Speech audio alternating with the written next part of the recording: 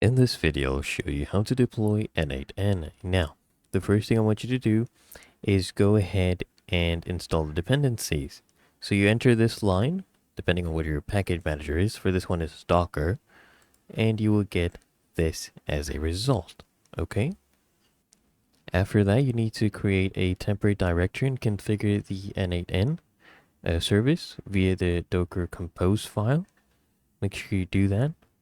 Okay, so here we have all the details you need to go ahead and give, and it should be something like this, right? And then you can run the image with this command, docker-compose run-d. Okay, and this is what you should get. And after that, you just need to go ahead and register an account. Okay, it will take you to this URL. Go ahead and register an account. And then after that, you can set up your triggers or your integrations, get your API keys from, GPT, and go ahead and insert everything and set it up. Otherwise, it's really that easy and simple.